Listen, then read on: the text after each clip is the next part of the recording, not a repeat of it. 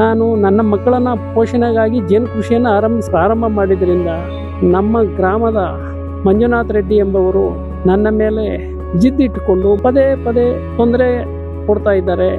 ನಮ್ಮನ್ನ ಸಾಯಿಸಕ್ಕೆ ಸಂಚು ಮಾಡ್ತಾರೆ. ರಾತ್ರಿ ನಾನು ನನ್ನ 3 ಜನ ಮಕ್ಕಳು ನನ್ನ ಧರ್ಮಪತ್ನಿ ಬಲಾಢ್ಯರಿಂದ ತಪ್ಪಿಸ್ಕೊಳ್ತೀವಿ.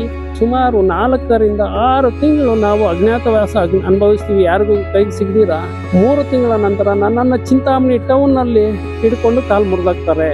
ಅಲ್ಲಿಂದನೂ ತಪ್ಪಿಸ್ಕೊಳ್ತೀನಿ. ಯಾರೋ ಕಾಪಾಡಿದ್ರು, ಲಾರಿ ಡ್ರೈವರು ಅವರೆಲ್ಲ ಯಾಕೆ ಅವ್ರು ನೋಡಿತಾ ಇದ್ದೀರಾ ಅಂತ. ನನ್ನ ಹೆಸರು ನರಸಿಂಹಯ್ಯ ಅಂತ. ನಾನು ಮೂಲತಃ ಬಸವನಪಲ್ಲಿ ಕುಗ್ರಾಮ ಅಂತ ರಾಯಲಪಾಡು ಹೋಬಳಿ ಶ್ರೀನಿವಾಸಪುರ ತಾಲೂಕು ಕೋಲಾರ ಜಿಲ್ಲೆಯಲ್ಲಿ ಒಬ್ಬ ಜೀತಗಾರನ ಮಗನಾಗಿ ಇವತ್ತೊಂದು ದಿನ ಜೇನು ಕೃಷಿಯನ್ನು ಪ್ರಾರಂಭಿಸಿದ್ದೀನಿ. ಈ ಒಂದು ಜೇನು ಕೃಷಿ ನಮ್ಮ ಪೂರ್ವಜರಿಂದ ಪ್ರಾರಂಭ ಆಗಿರುತ್ತದೆ.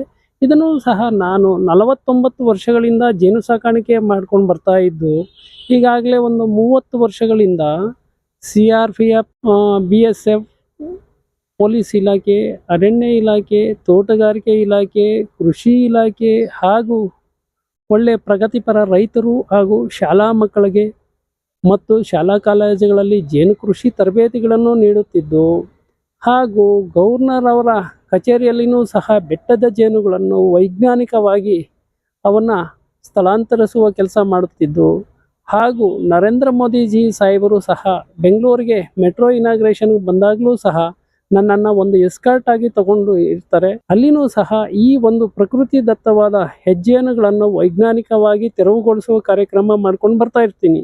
ಆದರೆ ಕಾಲಕ್ರಮೇಣ ಏನಾಗ್ತಾ ಇದೆ ಅಂತಂದರೆ, ಮೊದಲು ನಾವು ಜೀತದಾಗಿ ಕೆಲಸ ಮಾಡ್ತಾ ಇದ್ವಿ. ಈಗ ನನಗೆ ಮದುವೆ ಆದಮೇಲೆ ನಮ್ಮ ಮಿಸ್ಸಸ್ ಅವ್ರನ್ನ ಎಲ್ಲೂ ಬೇರೆಯವರ ಮನೆಗೆ ಕೆಲಸಕ್ಕೆ ಕಳಿಸ್ತೀರಾ, ನಾನು ನನ್ನ ಮಕ್ಕಳನ್ನ ಪೋಷಣೆಗಾಗಿ ಜೇನು ಕೃಷಿಯನ್ನು ಪ್ರಾರಂಭ ಮಾಡಿದ್ರಿಂದ ನಮ್ಮ ಗ್ರಾಮದ ಮಂಜುನಾಥ್ ರೆಡ್ಡಿ ಎಂಬವರು ನನ್ನ ಮೇಲೆ ಜಿದ್ದಿಟ್ಟುಕೊಂಡು ಮತ್ತು ಅವರ ತಂಡ ಪದೇ ಪದೇ ತೊಂದರೆ ಕೊಡ್ತಾ ಇದ್ದಾರೆ. 2020 ಏಪ್ರಿಲ್ 25, 26ರಂದು ನನ್ನ ಹೆಸರಿನಲ್ಲಿರುವಂತಹ ಜಮೀನಿಗೆ ಅಕ್ರಮವಾಗಿ ರಾಜಾರೆಡ್ಡಿ, ಸುರೇಂದರ್ ರೆಡ್ಡಿ, ರಾಮಲಕ್ಷ್ಮಮ್ಮ ಅವ್ರನ್ನ ಒಂದು ನುಗ್ಗಿಸಿ ಅಲ್ಲಿ ಬೆಂಕಿ ಇಟ್ಟು ನಾವು ಬೆಳೆದಿರುವಂತಹ ಜೇನನ್ನೆಲ್ಲ ನಾಶಪಡಿಸಿ ಮತ್ತು ನಮ್ಮ ತೋಟವನ್ನೆಲ್ಲ ನಾಶಪಡಿಸ್ತಾರೆ. ನಾನೇನು ಮಾಡ್ತೀನಿ ಅಂದರೆ, ನನಗೆ ಕೆಲವೊಂದು ಫೋನ್ ಕರೆ ಬರುತ್ತೆ. ಆ ಫೋನ್ ಕರೆಯಲ್ಲಿ ನಿಮ್ಮ ತೋಟಕ್ಕೆ ಇಂಥವರು ಬೆಂಕಿ ಇಟ್ಟು ಸುಡ್ತಾ ಇದ್ದಾರೆ ಅಂತಂದಾಗ ನಾನು ಅಲ್ಲಿ ಹೋಗಿ ನೋಡಿದ್ರೆ ನಿಜವಾಗ್ಲೂ ರಾಮಲಕ್ಷ್ಮಮ್ಮ ಅವರು ಬೆಂಕಿ ಇಟ್ಟು ಸುಡ್ತಾ ಇದ್ರು. ಯಾಕಮ್ಮ ಅಂತ ಕೇಳ್ತಾರೆ. ಆಗ ಅವರು ನಮ್ಮನ್ನು ಜಾತಿನಿಂದನೇ ಮಾಡುತ್ತಾ ಎಷ್ಟು ಪರಕೆಯಲ್ಲಿ ಹೊಡೆದ್ರು, ಚಪ್ಪಲಿಯಲ್ಲಿ ಹೊಡೆದ್ರು, ಮರದಲ್ಲಿ ಹೊಡೆದ್ರು, ನಿನಗೆ ಬುದ್ಧಿ ಬರಲಿಲ್ಲ ಅಂತ ನನಗೂ ನನ್ನ ಮಿಸ್ಸಸ್ಗೂ ದೊಣ್ಣೆಯಲ್ಲಿ ಹೊಡಿತಾರೆ.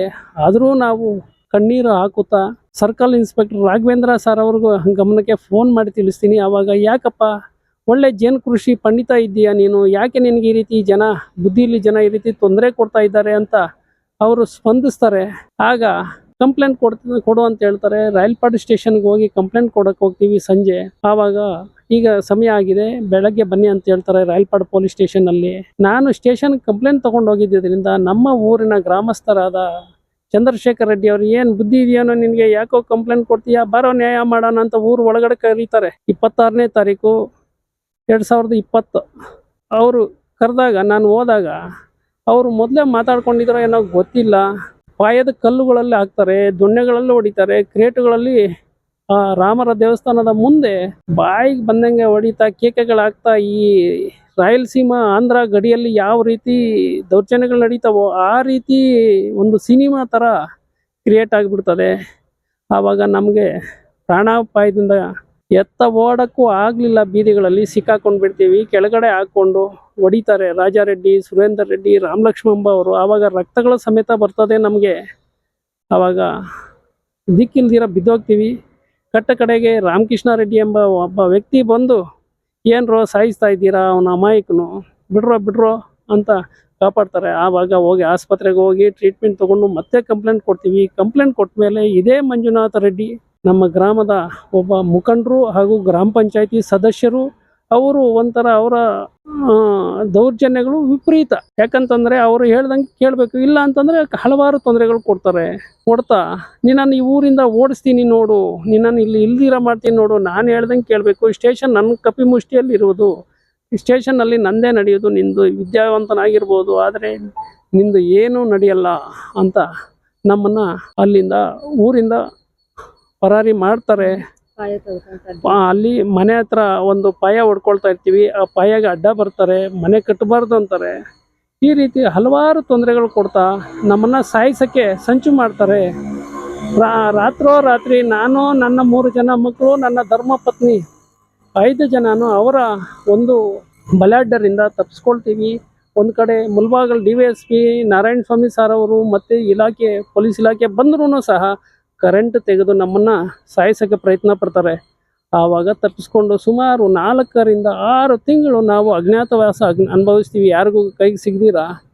3 ತಿಂಗಳ ನಂತರ ನನ್ನನ್ನು ಚಿಂತಾಮಣಿ ಟೌನ್ನಲ್ಲಿ ಹಿಡ್ಕೊಂಡು ಕಾಲು ಮುರಿದಾಕ್ತಾರೆ. ಅಲ್ಲಿಂದನೂ ತಪ್ಪಿಸ್ಕೊಳ್ತೀನಿ, ಯಾರೋ ಕಾಪಾಡಿದರು, ಲಾರಿ ಮಾಲೀಕರು, ಲಾರಿ ಡ್ರೈವರು ಅವರೆಲ್ಲ ಯಾಕೆ ಅವ್ರನ್ನ ಹೊಡಿತಾ ಇದ್ದೀರಾ ಅಂತ. ಆಮೇಲೆ 6 ತಿಂಗಳ ನಂತರ ಇದು ದಿನಪತ್ರಿಕೆಗಳು ಬರ್ತದೆ ಮತ್ತು ಟಿ ವಿಗಳಲ್ಲೆಲ್ಲ ಪ್ರಸಾರ ಆಗ್ತದೆ. ನಮಗೆ ಕೆಲವೊಂದು ಸಂಘಟನೆಗಳವರು ಆವಾಗ ಕೈ ಜೋಡಿಸಿದರು. ಯಾಕಂತಂದರೆ ಅವ್ರು ಯಾರು ಅಂತಲೂ ನಂಗೆ ಅರ್ಥ ಆಗಲಿಲ್ಲ. ಪೇಪರ್ಗಳಲ್ಲಿ ಬಂದುಬಿಡ್ತು ನಮ್ಮ ನೋವುಗಳು, ನಮ್ಮ ಕಷ್ಟಗಳು, ನಮಗೆ ಏನು ನಷ್ಟ ಆಗಿದೆ ಅಂತ. ಆವಾಗ ಯಾವಾಗ ಮಾಧ್ಯಮಗಳಲ್ಲಿ ಬಂತು ಆವಾಗ ಜಿಲ್ಲಾಡಳಿತ ಎಚ್ಚೆತ್ತುಕೊಂಡು ನಮ್ಮನ್ನು ಪತ್ತೆ ಹಚ್ಚಿ ನಮ್ಮನ್ನು ಮನೆಗೆ ಸೇರಿಸ್ತಾರೆ. ಸೇರಿಸಿದ ಮೇಲೆ ಜಿಲ್ಲಾಡಳಿತದಿಂದ ನಮಗೆ ರಕ್ಷಣೆ ಕೊಡ್ತಾರೆ, ಪೊಲೀಸ್ ಬಂದೋಬಸ್ತ್ ಕೊಡ್ತಾರೆ. ಪೊಲೀಸ್ ಬಂದೋಬಸ್ತ್ 3 ತಿಂಗಳು ಮನೆ ಹತ್ರ ಕಾವಲಿದ್ರು. ಮತ್ತೆ ಮತ್ತೆ ಸವಿಯಬೇಕೆನಿಸುವ ಮೃದುವಾದ ನಂದಿನಿ ಪನ್ನೀರ್. ಮತ್ತಷ್ಟು ವಿಶೇಷ ವಿಡಿಯೋಗಳನ್ನು ನೋಡಲು ಮತ್ತು ಹೊಸ ವಿಡಿಯೋಗಳ ಬಗ್ಗೆ ತಿಳಿಯಲು ಈ ದಿನ .com ಯೂಟ್ಯೂಬ್ ಚಾನೆಲ್ ಸಬ್ಸ್ಕ್ರೈಬ್ ಮಾಡಿ ಮತ್ತು ಬೆಲ್ ಐಕಾನ್ ಕ್ಲಿಕ್ ಮಾಡಿ.